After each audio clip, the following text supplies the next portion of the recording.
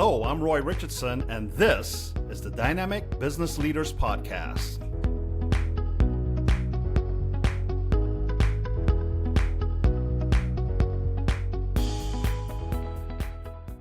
Welcome to another edition of the Dynamic Business Leaders Podcast. I'm your host, Roy Richardson, joined by my insightful co-host, and in this case, longtime friend of today's guest, Sean Murphy. Sean, great to always have you here as my wingman, my brother.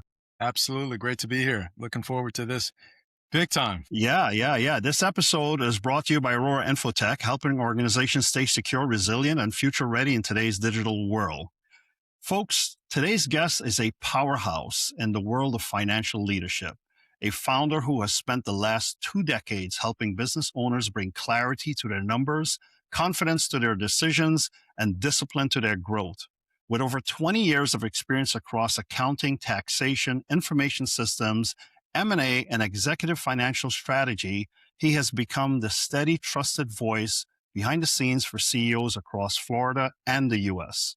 Now, Sean, I know you know this individual, and you and him go way, way back. So I'm going to toss it over to you, and why don't you take us into this one? Excellent.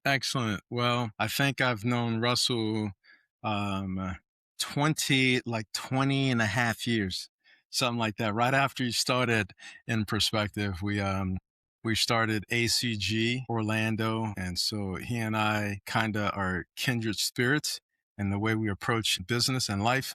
And so I've enjoyed our guest so far, but this one here is something at another level. I've been looking forward to this one. A little bit about Russell. He's the founder and CEO of Nperspective, CEO and Strategic Services, and a little bit of insight to that. It used to be just Nperspective CFO Services, and I had the pleasure of working with Russell for a couple of years after I left our former firm in Deloitte. And at that time, the Strategic Services was added onto it. And so we have started a bunch of things in this market gearing towards small and medium-sized businesses. But the firm was launched in 2005. They deliver fractional interim CFO expertise to organizations and industries ranging from healthcare, manufacturing, and construction to SaaS, real estate, insurance, and retail. Leaders turn to him when they need visibility, accountability, and financial partners who translate complexity into strategy and momentum. Beyond the boardroom, he's deeply engaged as a community leader, which I've been to some of the things. Again, we go a long way back. I suspect we talk on the phone a couple of times a month for the last 27 years about different organizations that he's a part of, because most of them I'm a part of. And so there's probably like 10% of the things that he's involved with that I'm not. And so when it comes to the business stuff, though, we're involved with all of them together. And so we've been building those things for 20 plus years. He serves on the board of the OEP.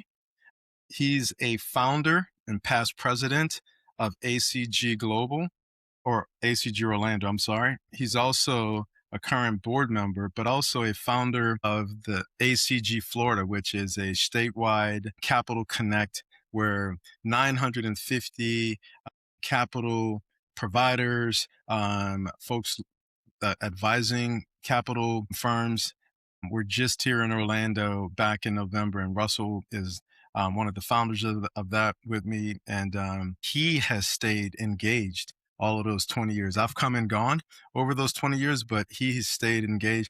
A couple of other organizations that he's involved with, TMA, Turnaround Management Association, Grow Florida, been involved with them from the very onset and just stayed involved with these organizations for 20 years. And so he also, just to talk about how he gives back to the community on a non-business side, on the board, been an advisor at the Florida Hospital Foundation. He's been doing that for about 15 years.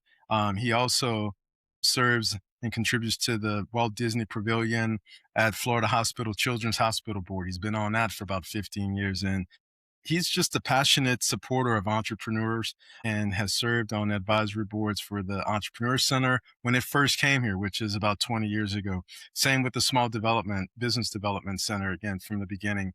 He doesn't get enough credit. And I've tried to get Florida Trend to list him as one of their top business leaders in the state because he is. He has been boots on the ground for 20 plus years. And so he got honored by the Small Business Administration Southeast U.S.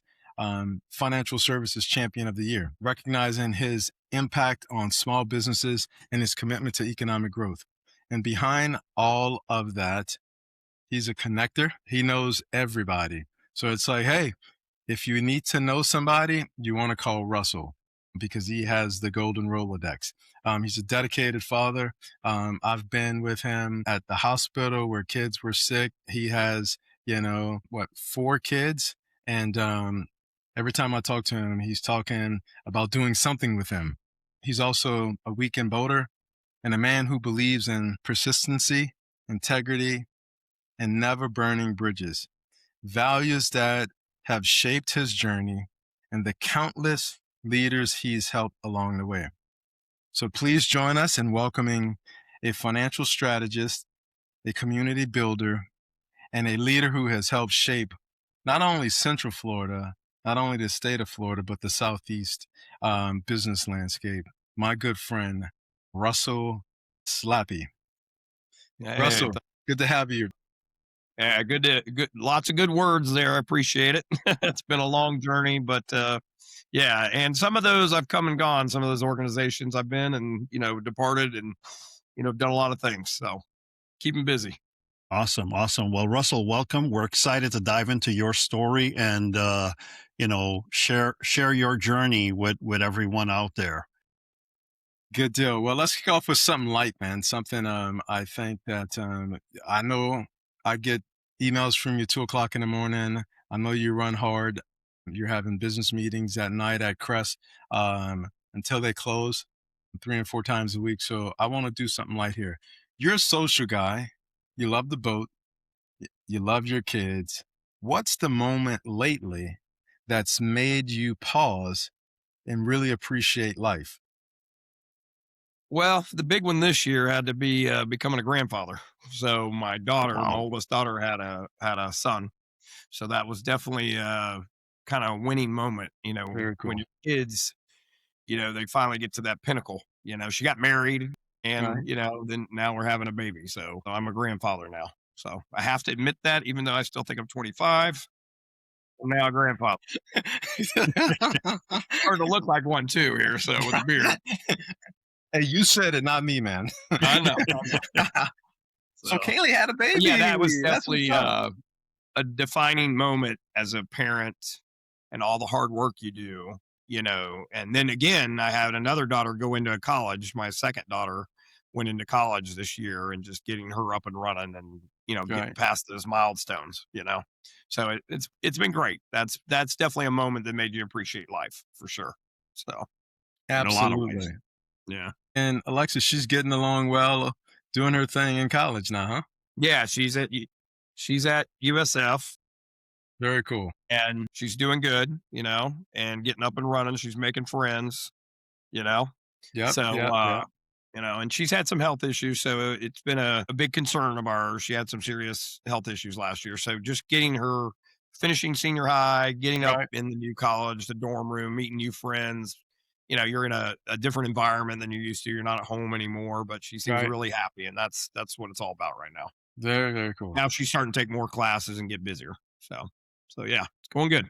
So Awesome. Well, congrats on becoming a grandfather and Godspeed, and certainly, for your daughter that she continues on a good path of health. One of the things that Sean mentioned was boating. What's the biggest business lesson you've learned on the water? well, really, it's the inverse. You want to get away. You want I deal a lot, or our firm does, with a lot of headaches for business owners, financial headaches and stress and loans getting pulled and can't cover payroll and what am I going to do? So the one thing you want to do is have a getaway moment. So you have to have those times with your kids and yourself, and even when you're out there on the boat with your buddies, it's no longer work. It's Right. just Yeah. relationship building and connecting. So that's really it. It's a getaway moment to relax and Right. and bring your stress level down. And it's amazing and thanks for sharing that, because we, as business leaders, we run very hard, as Sean likes to put it, and we often tend to forget that we need that time to really shut things off and just be ourselves. So, great point Yes. there. Right, right, right.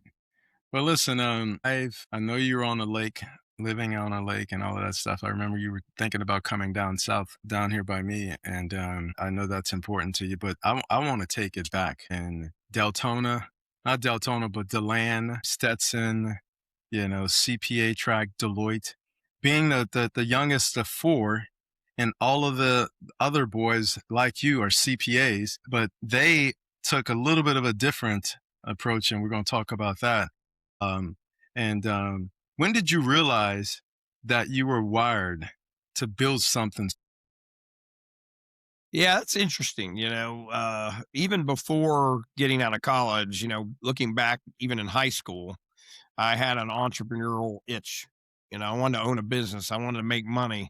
Me and my buddy in high school, his mom had a pawn shop, and we would find things to sell at the pawn shop just for the sake of, learning the trade, if you Right, will. right, Just to, what can we do?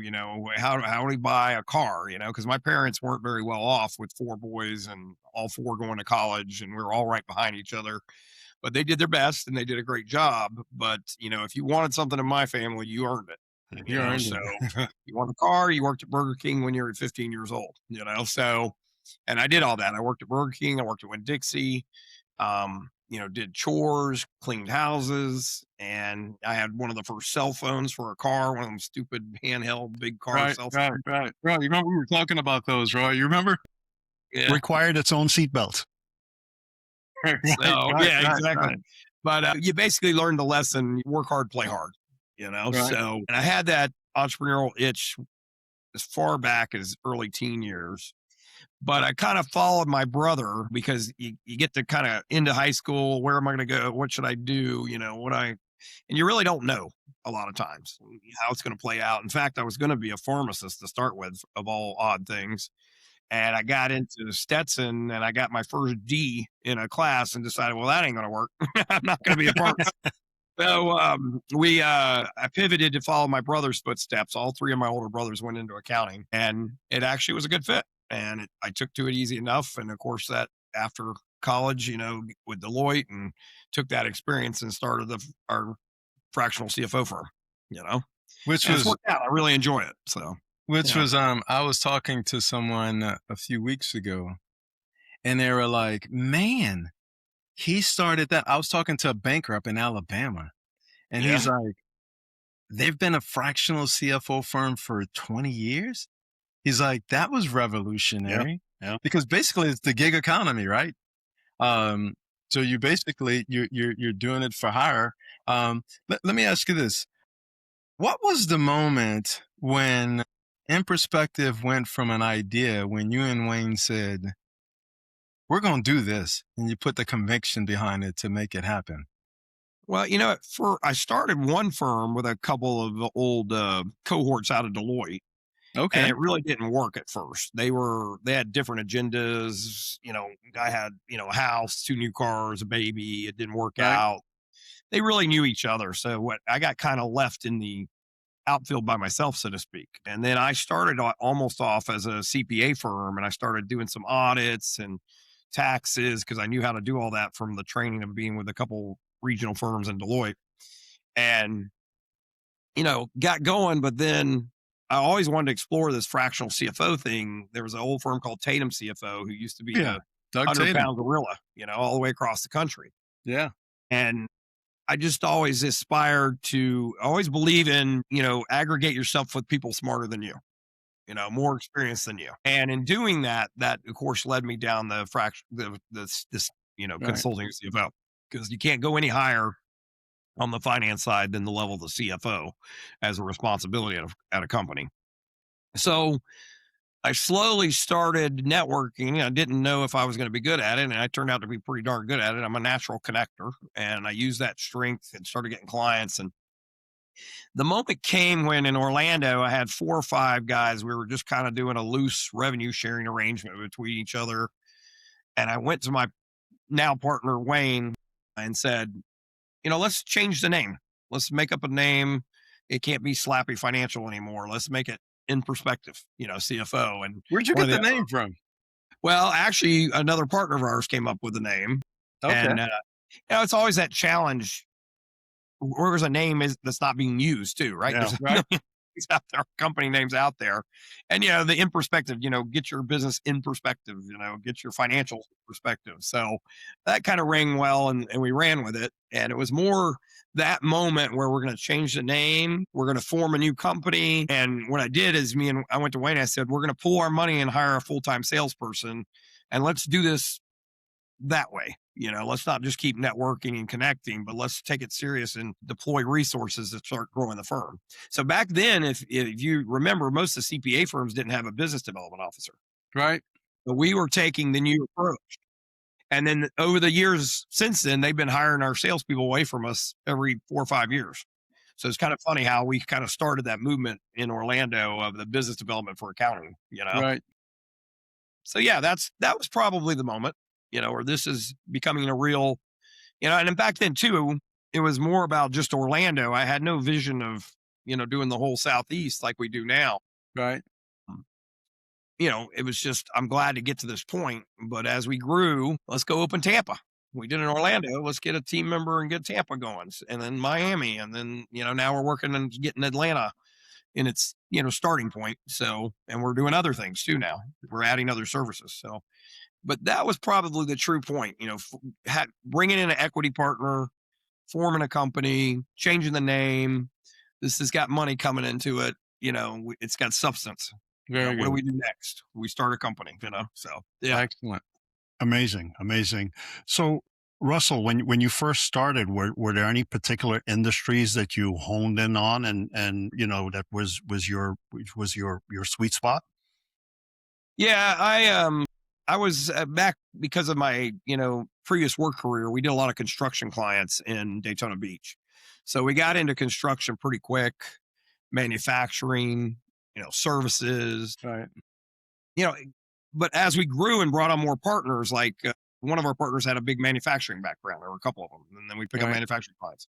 And then one of them, big service companies, and then, now we're doing healthcare, and we'll do almost any, we're pretty agnostic now. We'll do almost any industry. We've got so many partners. We've got about 20, folks on the team working together now. So the typical Florida clients, though, are the manufacturers, construction, the healthcare, the services. Right. We do some tech.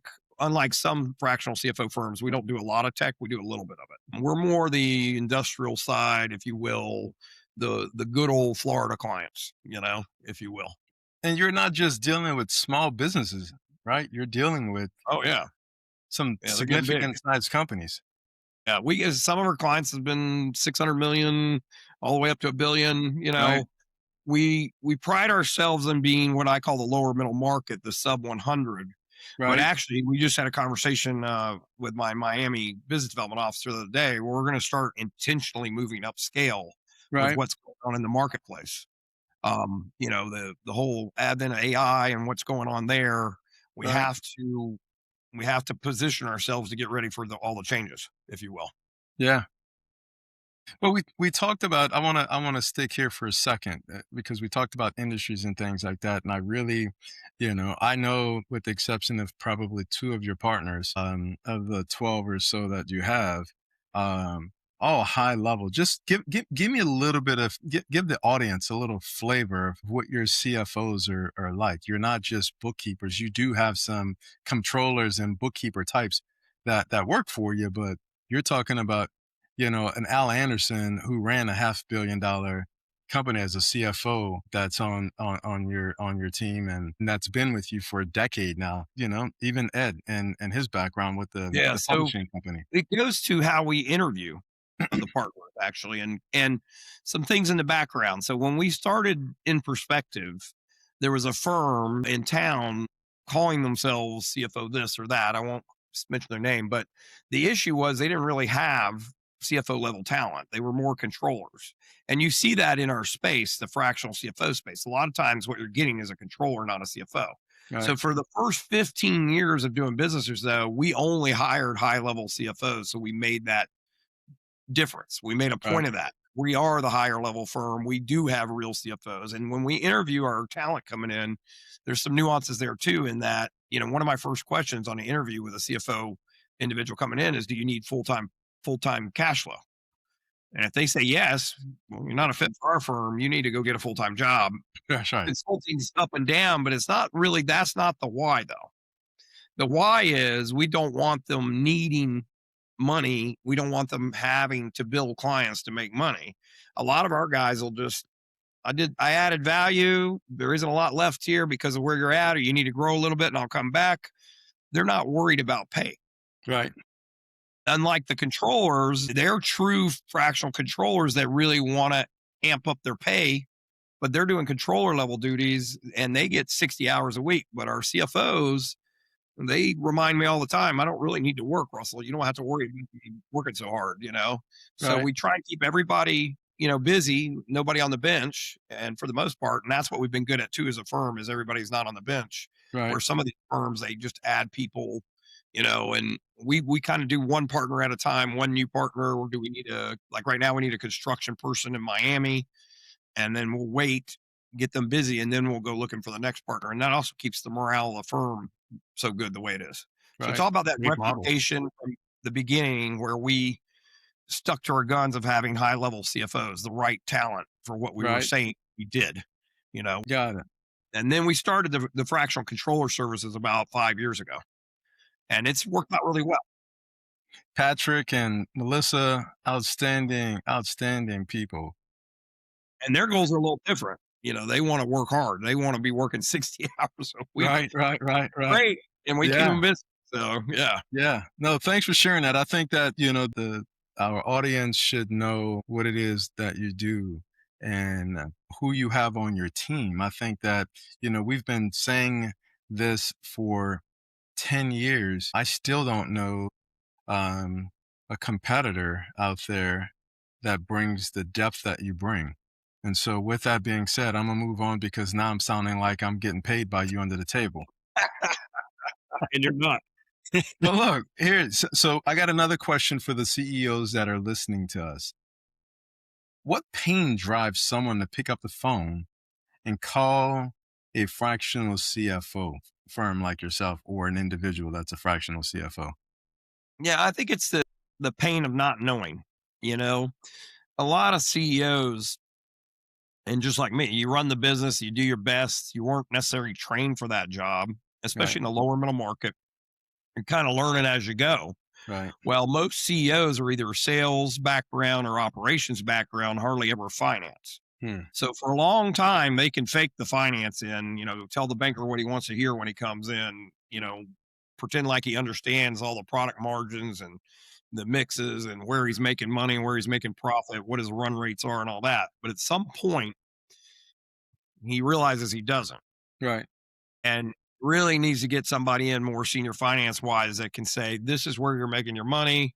Here's where your challenges are. Here's what strategic planning wise we should work on. And it comes in different ways. Like the accounting department can't give him what he wants, or he can't get the cash flow where he wants, or, I can't get the bank loan I want. Why is this not working for me? And some of those frustrations kind of cause the thought process of bringing us to the table, because they've never had, most of the clients in the lower middle market have never had a real CFO level person work for them. Right. It's You even usually had a bookkeeper or something like that, right? Yeah, they had people that call themselves CFOs, but they didn't Right. come from bigger organizations and didn't really have that real talent that they're purporting to. Well, we had an incident like that where I know someone that you went to work for, that when they took over as a CEO, and it was it was a couple of $100 million company, and they basically Right. had a glorified bookkeeper, from what I Sure. understand, right? Yeah. And so y'all had to come in there and do some cleanup and things like that. And so it's not just at the lower level. But let me ask you this: True. walk us through the first 90 days with a new client, and then tell us some of the changes that could take place pretty quickly. Well, there's always the perspective of the CEO, right? This is why I called you. I can't figure out, can't use a scenario like I can't figure out why we're not cash flowing better. I don't understand. I need to get a better handle on cash flow. So the first 90 days, you're always going to have the the main project, if you will, identified by the CEO, because you want to show him we can get this under control, start showing you the light, if you will, the reason and the answer, and help guide you. But also, as a fractional CFO firm, you need to understand you need to add value. So the minute you get into the firm and even listening to the CEO, when he's saying, this is my main concern, we're usually saying, well, that's coming. That's a symptom. That's not the problem. And we can see through, because we've done this so much, that really there's other things going on that need to be fixed. And a lot of times they don't want to hear about it at first, but once we get our hands on working with the company, the people in the company, we start to show that value, the real root of the problem getting fixed as opposed to the symptom. Training somebody in accounting or guiding them or showing them what they didn't know or metrics they need and reporting. So it's being able to see the forest for the trees, if you will. You're right. So that you can see the real problem is not necessarily what the CEO thinks it is, but you got to play along with that. So he's happy to get you in the door, but you got to show him, look, if you did these things, you really get the real problem handled. Right. Better reporting, right people in the right seats, metrics, dashboards, a strategic plan, get better working capital from the bank. Maybe you need to raise capital from investors. You're not taking the right approach going to market, whatever it might be. So it's in the first 90 days, you got to make an impact. So you got to show value. And sometimes I do that with my connections, getting working capital real quick that they didn't know they could get, getting somebody trained and happy, that they have somebody in there to help them and have guidance that they never had before. There's always something, a connection or some kind of value that the CEO didn't bring to the table that we bring to the table. Right. Interesting. You mentioned metrics several times there, Russell, and I want to, for our listening audience here, when you parachute into a new company, what's the first financial metric or behavior you look at as to understand whether the business is healthy or in trouble? Well, the one that's always the common theme is cash flow. It's not necessarily a metric, if you will, quote unquote, like some people would call it, but it's a good read on how a company's doing. And, the biggest thing is most clients don't have a cash flow forecast, or if they do, it's a very rudimentary version of one. So they really don't have a forecast in place to be able to look ahead. So back in 24, for instance, with our client base, we knew things were coming to a slow because we had a cash flow forecast for all our clients going. Right. We could see it was coming before it happened. And I started warning all the CEOs in my CEO peer groups, you better be careful. Business is about to slow down. And they were arguing with me going, oh, we're fine. Russell, sales will be fine. Yeah. Well, 3 months later, they're all crying in their milk going, yeah, he was right, because we could see it in our multiple clients and our client base before it was even coming. Right. Or before it was there, So cash flow is the big metric. If you can get a good beat on your cash flow and a good forecast that you can rely on, that's a huge, especially in the lower middle market, because clients don't have a lot of capital like the bigger clients. And you provided the perfect segue here in my next question, which is you talked about CEOs and mindset, but if you could change just one behavior or mindset in CEOs to make your job easier and their business stronger, what would it be? That's a loaded question, right? Right. Actually, I'll give you an example. And I had a client who he didn't like compliance. He realizes there's two partners, and inevitably a lot of businesses, there's more than one partner, whether it be a husband and wife, a partner, a board and an owner. There's always more than one leader, typically, one way or the other. The two of them, we need to get this better accounting under control, but they wanted to, but they didn't want to. They don't want to deal with a headache. And I slowly worked my way in through several contacts in Orlando, and he didn't like compliance. They don't want to pay taxes often, and you just kind of have to show them the ropes. You lead the way, and there's a talent and art to that. Right. But the awakening moment was just recently when that owner had to dig into all his personal expenses put into the P&L and remove them to get to an EBITDA calculation to get ready to sell the business. Oh, he begins to understand what we've been telling him for the last 4 to 5 years at that point. Right. He's like, now he's all excited. He's Right. like, oh, all this changed, my company be worth more. So you begin to show them the light, and now they kind of get giddy about it. They're like, let's clean up all this. Let's get my EBITDA up. Let's get my valuation higher. So it's probably if you reflect on that little story, it's probably spending more time with them about how to get ready for exit so that they see these things and get more involved, seeing the value of accounting and where it can actually bring them money, Right. you will. So so those exit conversations, getting prepared, and we do a lot of M&A support, due diligence support, get clients Right. ready for exit. I mean, probably 50% of the clients we're working on, it's some form of that, whether it be immediate, they're getting ready to exit, or in the next 2 to 3 to 5 years, you know? Yeah. Yeah. Absolutely. You have helped so many leaders, man. I know personal, just the things that you've done.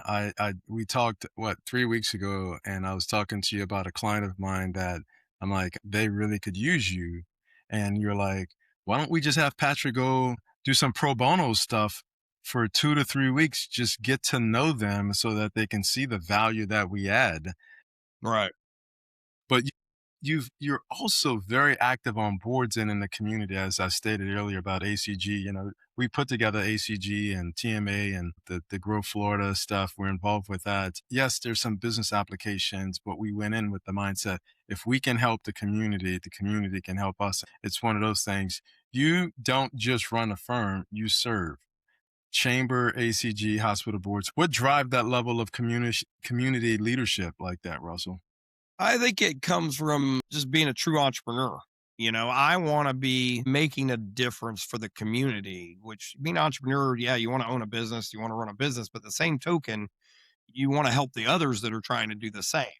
And where that comes together is on these boards. You're working in a community to help each other, which also, of course, supports your entrepreneurialism. So I think and I'm a huge connector. So, of course, being on boards and being part of feeds into the connectivity of others in the community. So it's really ties into the entrepreneurship, and what you're doing in the community, helping others so that they can be business owners, Say that again.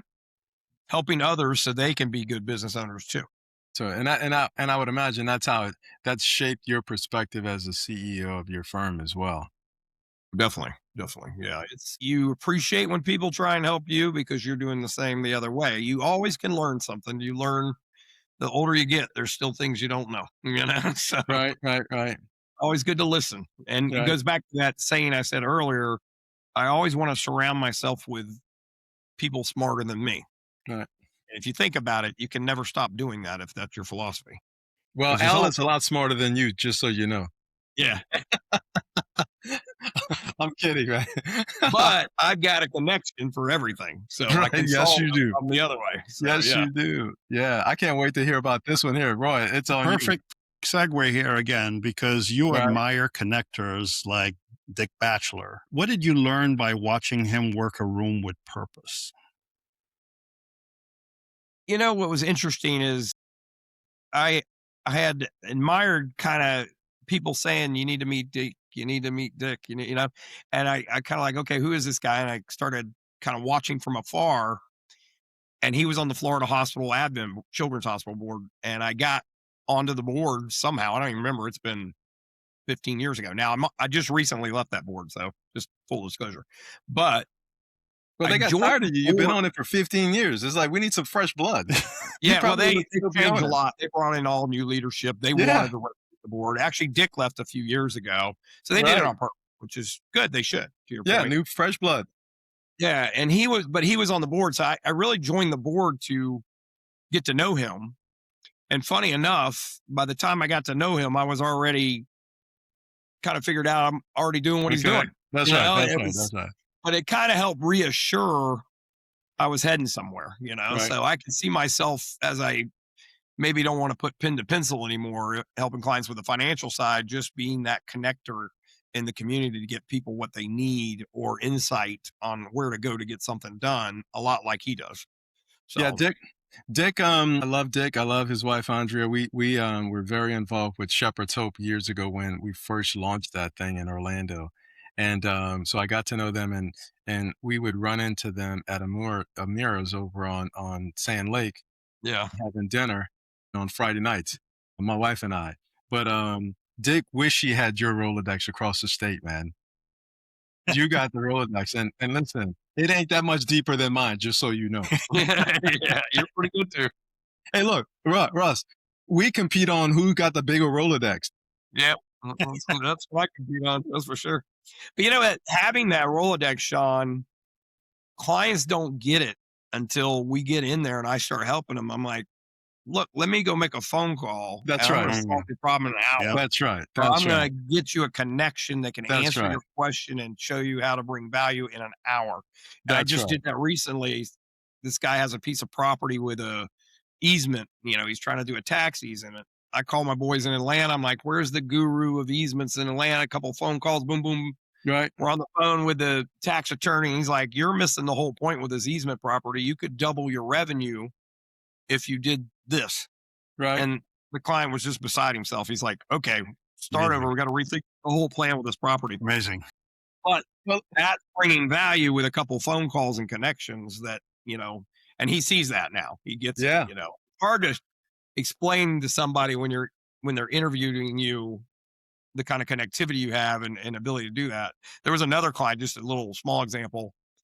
You know, our law firm referred us to a client, and before I even got to the first interview, I had already closed his loan. Yeah. And I Right. walked in to interview with him, and he's, well, I'm really concerned. We had a forbearance with the bank, and you know, we need these to get term sheets out. And I go, well, I already closed the loan on the way here. And he's like, how the hell did you do that? I said, well, Right. my job's to know everybody in town. I figured it was one or two of these brokers. I called one, that was it. Right. And she said it was already done. So all you got to do is sign it. I got two options for you. There you go. Boom. You know, so and I said, that's not your problem to the guy. And he goes, well, what do you mean that's not my problem? Because he wasn't hearing himself with what his real business issue was. His real issue was his concentration of customers because he had one contract pony with the United States Army for healthcare staffing. Got The it. real issue was he better diversify before about a year and a half from that point, he was going to have his contract come to an end. That's the bigger concern. Got it. Sometimes helping them see what is the bigger concern too is important. So, yeah. Yep. Nope. I totally get it. You know, I remember a buddy of mine came to town as the CFO of a company, and I'm like, I got to introduce you to Mr. Connector. And, Mhm. you know, that introduction led you to, you know, helping him in a huge way in multiple areas just because you're connecting. You're like, hey, you know, you showed them some things and you introduced them to some people that made his life a lot easier. So, I get it, man. I love it. You know how I am. But Roy, Yeah. Yeah. No, I mean, you know, from day one, Sean, you told me when I first came here that, you know, I need to meet Russell because he is the man yes, who knows everyone, right? So that's right. and That's here right. we are, right? So That's right. let's talk about a tougher chapter you've been very open and particularly with Sean about, and you know, you and him have talked offline some about, you know, tough seasons, particularly partner negotiations. What did those chapters teach you? It's taught me a lot. I think, you know, I just did a meeting with Tom O'Neill and a group of business owners, students, and one of the things we were talking about was operating agreements. A lot of clients don't take heed to their operating agreements and your agreement with your partners and how it's going to work. Now, we actually did a lot of work on ours when we finally put one together with all three partners, you know, being equity partners. And there's a lot of, you know, rules and agreements in there about what if we don't get along and, you know, what happens if one of you dies and does a wife come in, you know, all this buy, sell.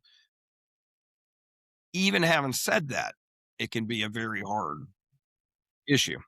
And what I see more and more with clients, like just one the other day, you know, I'm sitting there talking, they got three owners, and the one owner's like, well, I just don't know if I did this fair, the arrangement between each other. And there's a book, Slices of the Pie, that, you know, a buddy of mine had me read. You know, it's not always just about money going in. It's what are the roles and responsibilities. And you really got to do a better job of outlining that than most people realize when they start a company, so that you don't get sideways with each other later. Because equity, you don't can't just walk away from each other. It's like getting divorced when you have a partner. You got to have, what are you supposed to be doing? What am I supposed to be doing? And have a better understanding of that is worth gold before you go jumping in with somebody to run a business. All right.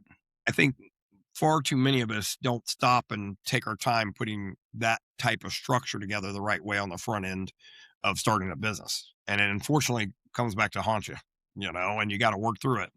Yeah. Interesting. And I've seen both sides of that coin with partners who've gone into business and didn't have agreements in place, and then of course, like a marriage, it went south and things got pretty nasty, and then others where unfortunately one partner passed and there was turmoil with the family, and an extremely successful private company just ended up shutting its doors because family and the living partner could not see eye to eye. So yeah, those are extremely important points there. I'm happy to hear that, in terms of what you've put into it with your partners. And let me ask you, I mean, if you redesigned your equity structure from day one, what would change now that Russell is, Russell 4.0 versus when he first started? Well, I think it goes back to what I said. You need to define roles and responsibilities and what you're getting for each one of those topics. Right. You need to be splitting fairly for the effort put in. You can't, if you don't lay out what you're supposed to be doing, kind of the metrics of the deal, Right. then you can't measure it and appropriately treat each other the right way. If we had spent more time laying that out, I think it would have made for a better partnership, much like it would for any company. Now, of course, you're going to work through it one way or the other, but it sure would have made it a lot smoother along the path. Yeah, yeah. Which is basically a skill set that you use on the CFO side, right? Definitely, because when I meet with clients that don't have those topics addressed, Right. and you start seeing them struggle, a lot of times it does boil back to agreement with the partner, agreement with their salespeople, agreement with their project manager, whatever. They don't have those kind of roles, responsibilities, goals in place. Right. And that needs to be established and reworked a lot of times when we go into an organization. So That's right. Well, even if it's a hard issue like their partner situation, that's right. business owner, with two owners. So yeah. That's right. We actually spend a good bit of time helping clients with that topic, because sometimes that's more the root of the problem versus the symptom, as what we were talking about earlier. Right. They're thinking they want to work on this symptom. They're not seeing the root of the problem. Yeah, The root of the right. problem is you have your partnership agreement set up right. Yeah, got it. So, yeah. Absolutely. Totally get it and appreciate what you're saying. You've said that persistence is your North Star. Where do you get tested the most? It's hard. I mean, you have to get up every morning and say, I'm going to go get another client. I'm going to grow this thing. We're in a really niche business. Not every client needs us or thinks they do, until, of course, it gets to a breaking point and calls. But it's, we've grown to be the largest fractional firm in Florida because I don't give up. Right. There's a lot of people that say, well, I'm going to go do consulting and we'll be a competitor. And I'm like, good luck, because it's not as easy as it looks, Right. it goes to the point of the persistence with the connectivity. I'm a huge connector because every connection I get is another opportunity to get another deal, Right. So I don't give up on that. And even though it's frustrating with partners and client issues and workload and kids and got to be home for the kids on the weekends and at night, Right. you have to be persistent. And I learned to be persistent. It kind of goes back to my upbringing. My mom was a slave driver. We'd get up on Saturdays. We had to clean the house front to back. We all had chores. Right. You got to work to go get your car. I mean, I was brought up that way. So there is no giving up. You get Right. it done, And listen, your mom, she probably just stopped working for you like 2 years ago, right? She's still working for me. In her 80s. That's my personal checkbook and my Right. consulting firm. And which she's is really what, the money. 81, 82? 82. Yeah. And she still treats me like I'm 16, I swear to God. And listen, Hey, Russ, they don't change. Yeah, apparently Russell, not. I remember when she loaned you some money and you were like, man, I got a bill to pay. There's no, hey, I'm loaning you this money and forget about it. No, I gotta pay mama back. That's funny. You work especially hard to get that one paid back. That's right. That's right. That's right. Well, listen, I love, I did my podcast with Roy back in April, and mine was about persistency, right? So you and I, we've been kindred spirits from the moment we met each other at ACG, and this, I got a Sean Murphy Russell story around don't burn bridges, but I'm gonna love to hear what you have to say. Share with us a moment where don't burn bridges actually saved the day for you.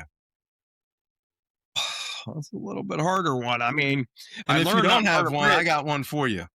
Okay, why? Well, let me state this. I learned not to burn a bridge. You do once or twice in life, and you go, man. Looking back on that, there was a membership chair in an organization, and I was fighting to get who's now one of my biggest clients, and he was recommending the guy go with a full time CFO, and I kind of intentionally sidestepped him in probably not the best fashion. I could have done it a little more tactfully, but Right. I was trying to get to the point with the client that you do need a fractional CFO. You shouldn't be listening to this guy because he's not, this or that. Those kind of things come back to haunt you in life because now that, that membership chair was there for 10 more years, on that organization. So I couldn't Right. get into the organization. It's more learning lessons like that where, I don't need but one or two lessons to learn. I shouldn't do that again. Right. Well, I know this is your podcast, not mine, but I got to share with you again who you are and what I really, really appreciate about you. About 8 years ago, you and I got into it, and wow, I was 38 hot. I was mad. Yeah. I was cussing you up and down the street, and I told Al about it, and Al was like, "Sean, you need to get over it. You need to call Russell and have a conversation with him, and just, I'm going to use the phrase man up." Just because I don't have a Yeah. different one to use. But I mean it. Anybody can do it, a woman, a child. And I called you and you're like, man, I apologize to you for doing what I did to you. And we've been down. And I remember 2-3 years ago, I came to your partner meeting with a referral friend, or a partner of mine when I was at the bank.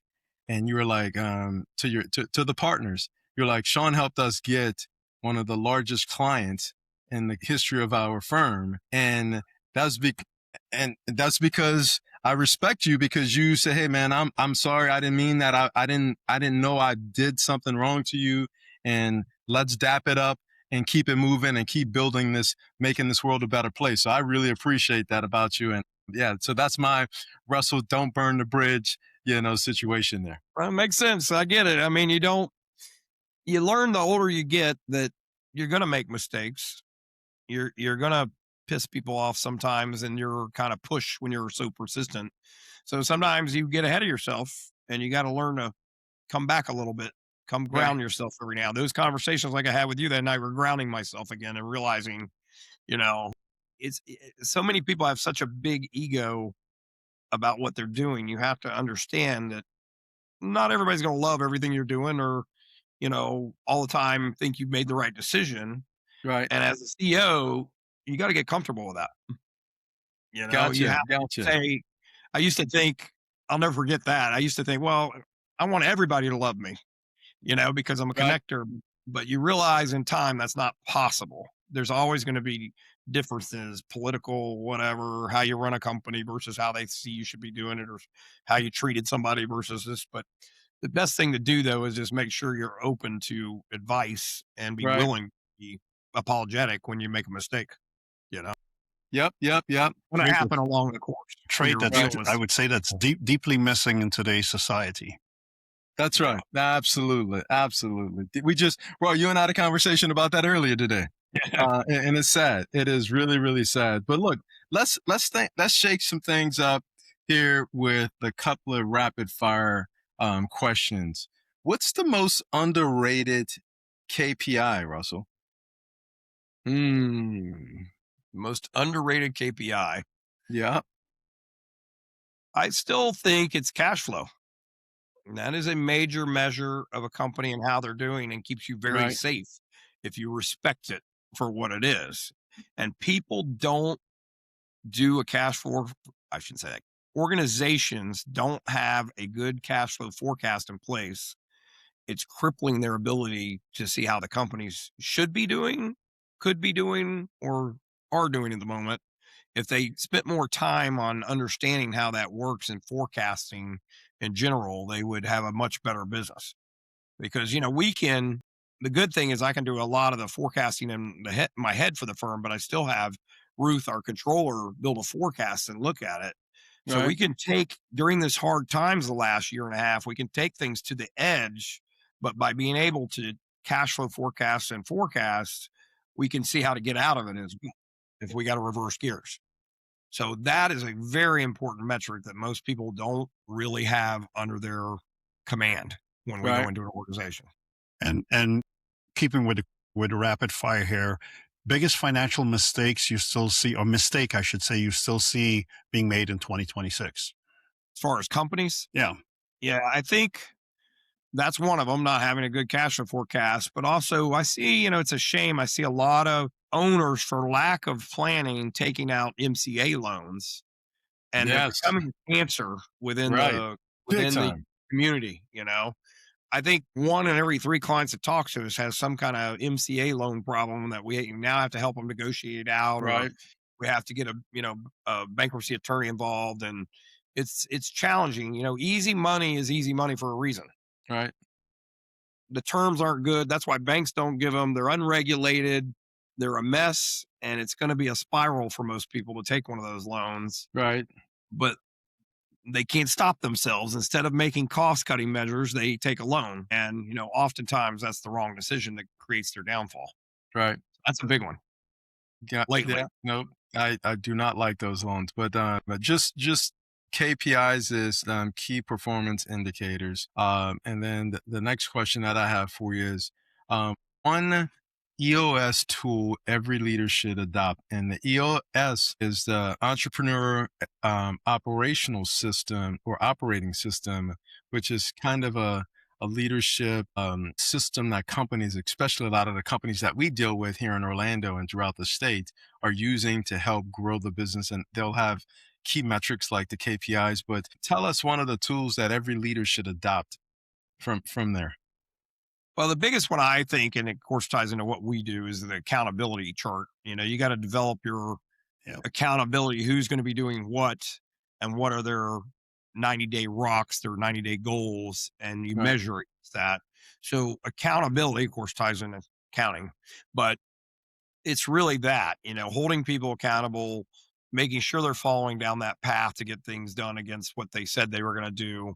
That's really a core of EOS, if you will. It's one of the core traits of what they're teaching Right. CEOs how to manage. You got to set up accountability roles and then monitor.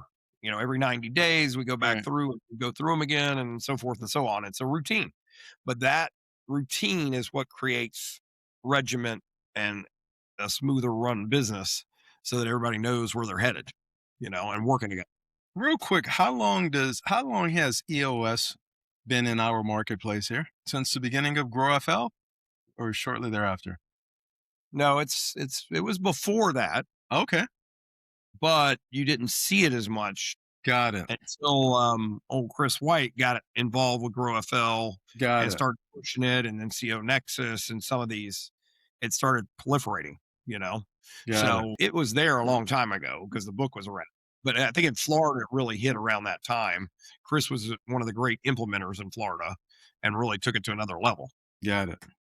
Awesome. And so for the boating enthusiasts out there, Russell, what's the favorite go-to place for boating?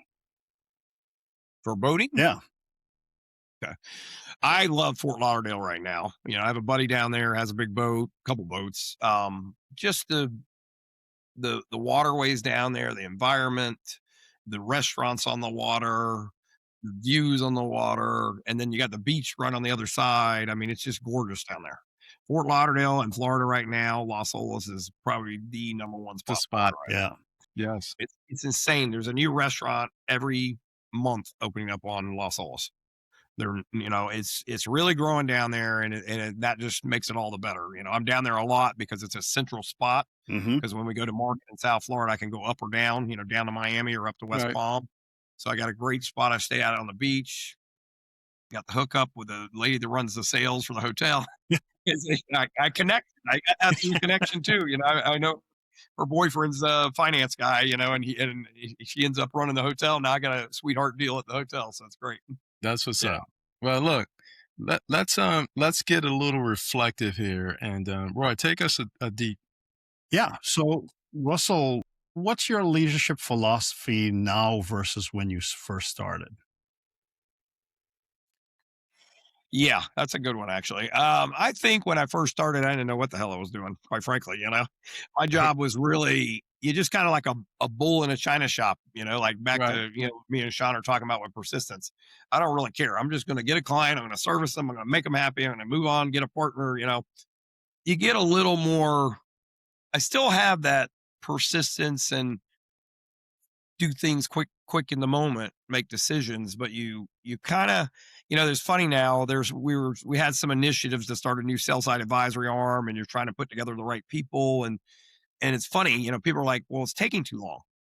Why is this taking so long?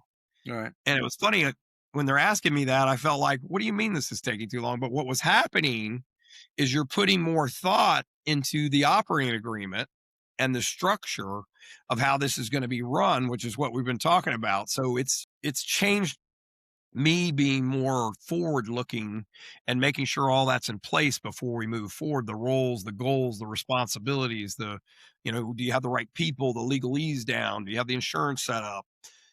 As opposed to, let's just get this thing up and running and we'll deal with it as it falls. So you get more organizing on the front end, which of course gives you less headaches on the back end, like we were talking about. Nice. It's definitely changed me over the years. So I would say it's reminiscent of probably our youthful days in college where things were on the whim, and um, you know, you, you worried about the danger after you jumped versus looking to see how you That's know right. what how high is it that you're jumping. What's the height of the cliff you're jumping off. So Right. well, you learn from your lessons. That's yeah, the idea. yeah. And you mentioned earlier that you're now a granddad, and congrats on that. But how does Right. being a dad and now a granddad shape the way you lead? I think, you, I'm a big provider. Is another thing behind the scenes. I got three ex-wives, four kids. My dad was a provider. My dad was a very quiet father. He didn't say, "Hey, I love you." He didn't show emotion. He just worked.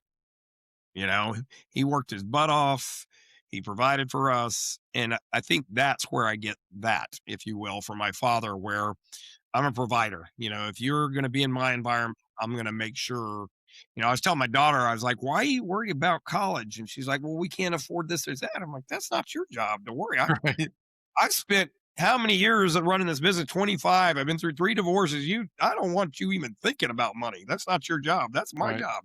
I made it where you don't have to think about it. And it kind of hurt me a little bit, but it also made you realize sometimes you don't tell your kids certain things they need to hear, Yeah, that, we got this under control. Even though I talk about money a lot, I'm an accountant, I'm a finance guy, I talk about money all the time, whether it be mine, my clients' issues, whatever. So I'm Right. very open about business. And you got to watch that because kids see what they see and yeah, maybe they don't really get it.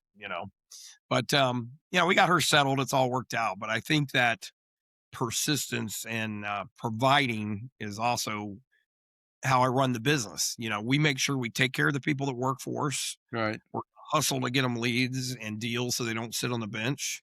We're gonna talk to them very openly about how we run the business. I don't hide anything from anybody. I tell people probably too much, and I used to think that a couple of my partners were like, well, you don't need to say all that. You know what? If you don't like that style, you shouldn't be working with me. Right. And you got to learn that not everybody's a fit for you, like we were talking about earlier. You know, so I kind of, all my information's on my sleeve, and I share it with everybody. Right. I like it that way. So I nice, enjoy my nice. job better. I enjoy my company better, my family better when we run it that way. Now, I'm floored that I don't see on, we did the questions beforehand, and I'm floored that I don't see work hard, play hard with you, because you play hard So I and you definitely work will. hard. I know you work hard. Like I said, I get emails, 2 and 3 o'clock in the morning, and sometimes you be wanting to talk. I'm like, man, I'm Yeah. sleeping. I'm sleeping, man. As What are you he's as talking he's about? playing hard.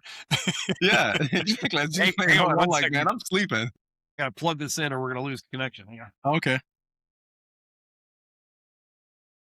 Okay. So what was your question, Sean? Because I work hard, play hard. Again, I have an idea what it all is, and I love who you are because you're that kind of guy. But what keeps you grounded, man? I do work hard, play hard. The reason I play so hard is what's the point of working so hard if you can't play? Right. Right. Greatly. Well You, said. you gotta, if you're going to do all this and you're going to kill yourself, you want to enjoy it. Right. Yeah. My mom's always like, why don't you when I started the firm, she was always like, why don't you get a real job? Why don't you, go work for a big company like your brothers? And I'm like, what's the fun in that? I'll be in the same place every day. It'd be boring for me. I got the offer to be the CFO IOA twice, because they were a consulting client of ours. And Wes Scovaner was the CFO. And he looks at me and he's like, you don't want to take this? Is like the best job in Orlando for a CFO. I mean, literally, it was. Yeah. Yeah. I mean, and he even told me I could keep my clients and keep my business, that John would let me do, the owner would let me do whatever I want, because he was in that position. I said, but you don't get it, Wes. I don't want to be at the same place every day. Right. It's not about the money.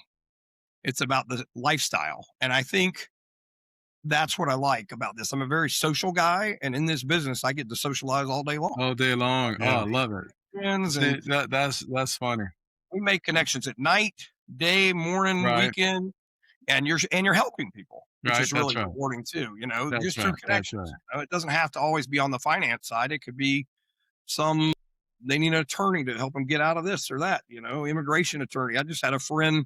She's like, I don't know what to do about all these immigration headaches that are going on. And I made a couple phone calls and boom, I'll solve the problem. So work hard, play hard, definitely, but it feeds together in that also you get away. If you're going to run a business where you're dealing with everybody's headaches all day long, you better have a relief spot somewhere. And I do check out, So I always tell clients, you can call me. I don't want to hear that nonsense about you checking out because you're still texting. You might be doing what you do, but you're still texting. So don't sit there and say you check completely out now. Well, I tell clients, you can call me 2:00 in the morning. The way that my communication works, if I answer that phone, that means I'm up and I'm willing to talk to you. If not, just leave a voicemail. Call me back in the morning. I get a really phone care. call. If you want to call me at 1:00 in the morning, go ahead. I get a phone call about, what was it, 2 months ago? Man, I'm in Nevada in the middle of the desert at Burning Man. I'm like, why are you calling me then? Like, go enjoy yourself, man. I got work to do. Well, I got this client issue I need to talk to you about. Oh, okay. All right. Got it. So listen, we've been doing what we do for a long time, and, the spark could be diminishing. I know for me, it's not. Tell me about a client transformation that still gives you goosebumps, a deal that you've done that you're like, man, it still gets you fired up. Yeah, I got some great stories. I mean, FBI involvement, IRS, messes going on, bank messes going on. Right.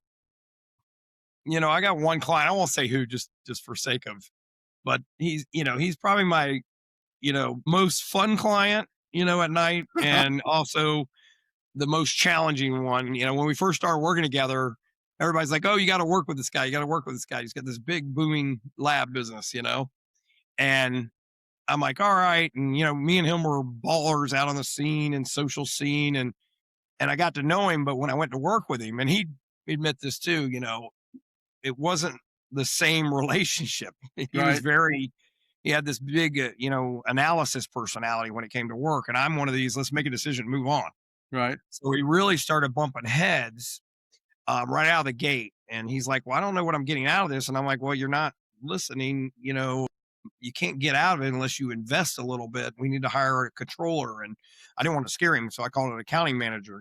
We won't spend quite as much out of the gate. And we had no accounting whatsoever. Right. In the grand scheme of things for a $25 million business. Well, we parted ways. I walked in his office one morning. I said, here's your check back. And he said, well, what do you give me a check for? I said, look, everybody in this town. I know everybody in this town. I'm not going to have you walk around saying I didn't do something for you if you disagree with what's been done. And he said, no, let's agree to disagree. Jump forward 6 months later. He goes, I hired that lady you told me to hire. Is the best thing I ever did. And I said, okay, does that mean you're going to hire me back? And he didn't at first.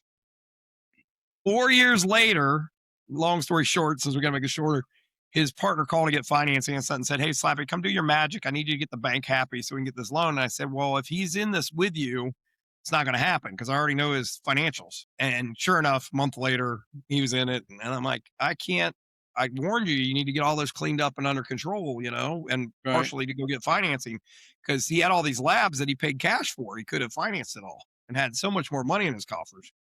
Well, about a week goes by and he calls me one day and he's like, "Slappy, what are you doing? I need you back." He goes, "I finally understood what you said 4 years ago and we need to get it done."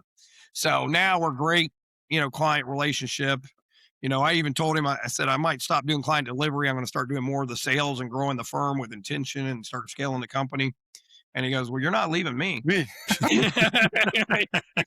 don't care what you do, but you're staying on my account. So we've been a great, now it's seamless. He trusts me. I trust him. I know what he's doing. He knows, we watch each other. We still see each other on the social scene all the time. And that is what keeps you going. When you have those types of relationships where you help the client immensely in some ways, added value here, there, and there. Right. And they respect what you did and still can hang out with you too on the social scene so that you're friends, but you're also partners. Right. I never take that relationship past a point, and there's a reason for that because he's got to respect that I'm still his finance guy. Yep. I won't become your buddy, every night or, go on trips with you to some degree. You got to remember I'm your head finance guy. I got to keep a little bit of distance so you have that respect for what I'm doing for you. So tell us, our audience, 3 pieces of advice that you want every CEO to hear right now. Yeah, that's a hard one. Not a hard one, but there's a lot of advice. Some of the themes we talked about. Get your forecasting in place. There are so many reasons, not just to understand the business better, to get ready for selling your company, to be prepared planning wise. When you go into a sales process, there's a reason you should be doing forecasting before that. That's a big one. Right. Starting the business off right, with the right operating agreements, the right roles and responsibilities, accountability within your organization. We talked about that. And I think another one, the theme of our conversation, you should still step back and have fun. Right. You got to remember the company is a vehicle for to get you somewhere, success, however you want to call it. But at the end of the day, if you step back and realize, I went through 3 divorces and partially the first 1 or 2 was because I worked so damn hard. I'm a workaholic and you're not at home and you're always on the road and you're just, I was in love with my business. So you got to remember to make time outside of your business. Right. I enjoy my business much more today because I make plenty of time outside it, believe it or not. Yeah. I do it on the social scene, but I do that for a reason because now I enjoy what I'm doing the next day because I've had that time away, if you will. Well, I don't want to let the cat out of the hat or the bag, but I heard about a big trip coming up. Our good friend Eric told me about this nice trip y'all got coming up, and I'm like, that sounds like the trip, man. I love it. So we're going to Egypt. Wow. Yeah, we're going to go to Egypt. Yeah, that.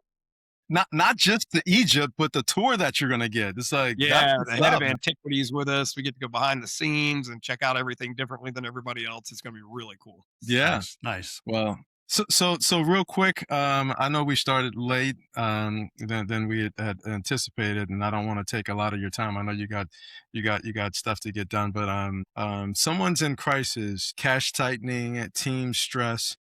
What's a 48-hour plan look like? Well, you know what somebody said to me one day, another consultant, he was a COO consultant. Mm-hmm. And he said, "Russell, you're interesting. I've never seen somebody be so not stressed over the situation." And I look back at him and I say, "Well, this ain't nothing. I've got 3 ex-wives and 4 kids." And listen, I admit you want to see it well, man. That's a stressful situation. Yeah. And look, you got a 20, like what? Kaylee is like 26, 27, maybe 30? He's 32. Yeah. And then you got Siri, who's like 10. 11. Yeah. Yeah, you know what I mean? I got quite the spread. You got the But what spread. that does, though, is really help you be in a time of crisis. You don't get stressed. You can see, look, these are the things we need to do. We've been there, done that before. The bank might pull your loan. If they pull your loan, don't worry, we'll renegotiate terms. It's showing that you're not stressed in that situation and we can handle whatever comes at us, really. Having the experience of been in the situation with other clients helps you understand what's going to happen when the proverbial crap hits the fan, and nope, we're not going to do this. We're going to not pay this. And it's going to create this kind of windfall of other things that are going to happen that might not be that good, but you have to go through that in order to get to your result that we're looking for, or Yeah, we got to do it this way so that we can shorten the pain and get to fixing it, fixing the problem. So it's that experience of doing consulting with multiple clients in crisis situations where you command, this is what we need to do. Calm down. We got it under control. This is what's going to happen. And you can give examples of other clients that have been in the same spot and help them through it and guide them. Awesome. And at the same time, not be stressed because they're stressed to death a lot of times. right. By showing you're not stressed, you don't push that even further on their side, you know? Awesome. Well, we're rounding near the top here. Got a couple more questions, and then we're done. Just out of curiosity, and then this has been such an information laden session, and thank you for sharing your knowledge and journey. And I'm sure Right. there are CEOs out there, who are probably saying, where can I start tomorrow morning to gain more clarity? Where should they? Well, I mean, most of them don't have good reporting and KPIs and metrics, and that's the problem. They don't really run their business by looking at the financials. They run it, what are sales today? We got sales goals in place, but we don't know what our cash flow is, what our profitability by service line, by product line, by margin. They're not digging into the financial side of the business, which if they learn more on that side would help them guide to be a more healthy business going forward. And sometimes they get to that because an incident happens with the bank calls their loan, or the bank says we're not going to give you more funding, or the economy changes and things get tight. They really should be doing that proactively as opposed to reactively. And unfortunately, a lot of CEOs do it reactively, as opposed to trying to learn as to understand it better when they're not in need of it, say, being, so that's a big one. Very good. Very, very good. Well, listen, I've always been a huge fan of Nperspective. It's the one firm that, it is a Florida firm, and it stands for everything that we have worked on for the last 20 years in this town. Because, 20 years ago, we had no infrastructure supporting small businesses, market businesses in this town, in this state. ACG Florida is new. All of the ACG chapters are new. TMA is new. Florida Venture Forum's been around a while, but it was basically dormant. Grow FL is new. The Disney Entrepreneur Center, that's new. The 20 years. yeah, all of that stuff is when we started and we put this stuff in place. But tell me where you want to take Nperspective next. I know AI, and you and Eric are working around AI, and it's changing everything. And how are you preparing your clients for that shift? And then finally, what legacy matters most to you? So there's 3 questions there. Let me address the AI. AI is changing everything faster than what people realize. And everybody keeps hearing that, but Eric reminds me all the time. He sends me clips of they just laid off 5,000 people here and, Right. there, McKinsey's doing this and that. And we have to embrace this change, just like people had to embrace the internet. And at first they didn't want to, and look at the change it brought about. Right. So it's a new venture for In Perspective in that I'm going to have to partner with development firms that are in the technology side of things, and I'm working on that. So it's rolling out this year here shortly, starting with a kind of an AI evaluation with CEOs, and hopefully they'll bite onto that, and that'll allow us to dig deeper to show them these are things AI can do to help your organization and even quick fixes, not necessarily expensive fixes. This is more about quick and dirty. We've got a roofing client that he's amazingly doing better than all the other roofing clients right now. And if you really look at why, he's using AI in his complete sales and marketing process. Right. He's using every tool he can use that he can find related to AI, and it's making his sales better, his marketing better, cheaper, faster. He's winning, you know. Uh, so I think it's something we have to embrace. We were going to start a sell side advisory, and I kind of had to pivot because I got to figure out how to get involved with AI. It's coming even faster. Now, for me, the legacy ties into some of this is having a holistic firm. I'm actually helping another individual start a fractional COO firm, chief operating officer. Right. We work with the fractional HR firms, sales organizations, fractional. I think holistically what we want to do, and that's why I'm so want to get into AI. I want to get into sales side advisory. We're doing the recruiting. It's more about let's take you from when we met you as an organization client Right. and be able to add value in different ways, whether it's our firm or some of our friend firms, if you will, Right. our partner Along the firm. spectrum. Yeah.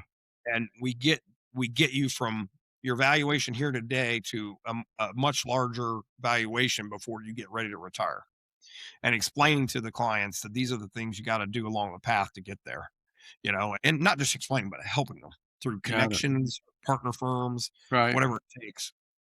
The legacy for me will be, you know, we're looking in Atlanta. It has been a rough year and a half. We'll get there eventually. It's going to happen. Mm-hmm. And then we'll go to Dallas, and then we'll go to Raleigh. I don't really see myself retiring, so I'm not sure what the hell I would do if I retired. Right.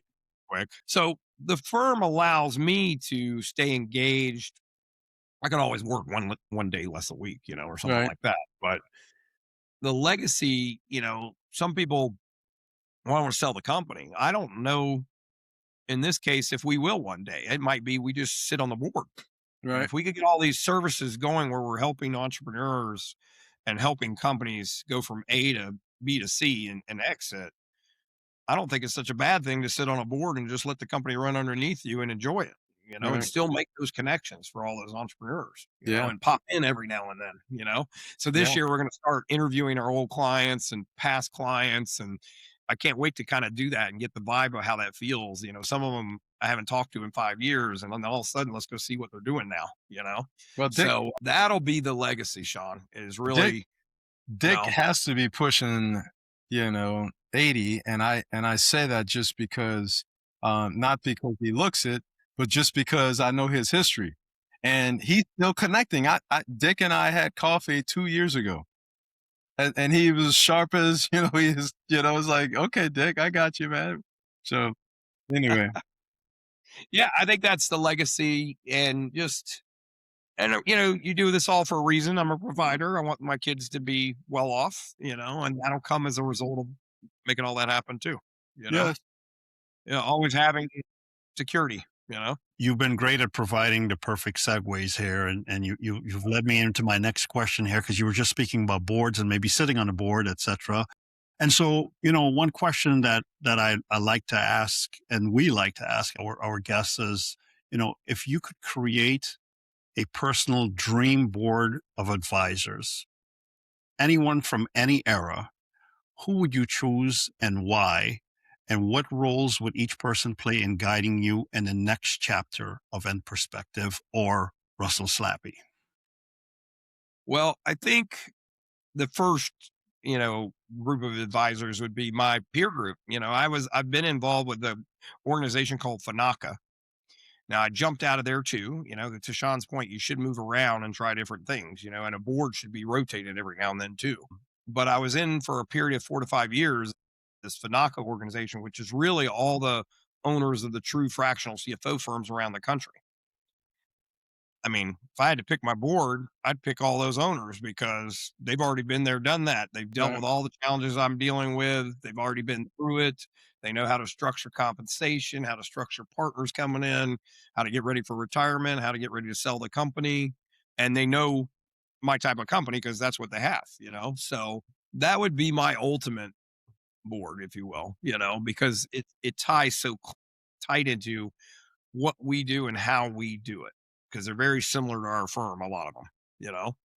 It doesn't have to be some, I don't see it being like a Bill Gates or something like that.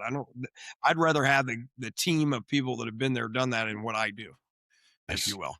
Yeah. nice, nice. Nice. Well, that's the perfect segue, I would say, again, into transitioning to the home run here. Sean, take us home. Excellent, excellent. Well, Russell, man, I really appreciate and thank you for the time today. You've been my dog for 20 plus years, man. We've built these organizations and sent each other clients and stuff like that. And I've been to the hospital when babies are born and just all kinds of crazy stuff, man. It's inspiring, encourage you to continue to do what you're doing. You are making the world a better place. And business, in my opinion, small and medium-sized businesses are the foundation of our country and of our state. And so thank you again for that and for sharing your story. No, I appreciate it, Sean. And this goes back to, me and you working together, whatever, 8 years ago. And now, Right. you're starting your loan brokering business. And now me and Sean get to work together on that level. It's kind of great getting to help you over there too. So Absolutely. it's all about the relationships you build and then what you do with them. So definitely. Yeah. And Russell, once again, as Sean said, thank you for joining us today. Your journey is an incredible example of what persistence, service, and leadership looks like in action, from building Nperspective CFO and strategic services into a trusted partner for companies across so many industries, to the countless hours you've invested in our business community with Sean and others through boards, mentorship, and your advocacy for small business. You've left a real mark on Central Florida and beyond. And I think what stood out the most is what you've done. You've done all of this with humility, integrity, and a genuine desire to help people succeed. And your Right. story reminds leaders that clarity is power, relationships matter, and consistencies win. We're grateful you shared your insights, your lessons, and your journey with us today. Congratulations on everything you've accomplished so far and for becoming a grandfather. And here's to the impact you're going to continue making in the years ahead. Thank you again for being here. Thank you, guys. Yeah. And to our listeners, which I'm sure most of you all are a part of Russell's 50,000 email distribution list. Thank you for joining us. And be sure to subscribe, follow, and share this episode. Until next time, stay curious, stay driven, and keep leading with purpose. Hi, I'm Roy Richardson, host of the Dynamic Business Leaders Podcast. Are you a business owner or a leader of a successful business? If yes, we'd love to have you as a guest on our program. Our goal is simple. We provide a platform for leaders to share their experiences to benefit others. We want to hear your story, how you got started, the challenges you faced along the way, and your passion today. If this sounds like you or you know someone who fits these criteria, then be sure to get in touch with us by visiting our website linked in the episode description below. Also, don't forget to subscribe to our YouTube channel and click the notification bell to be notified when our next episode goes live. Or, if you'd rather listen to us during your car rides, you can also follow us on your favorite audio channel using your podcatcher. Thanks again, and remember, keep crushing it.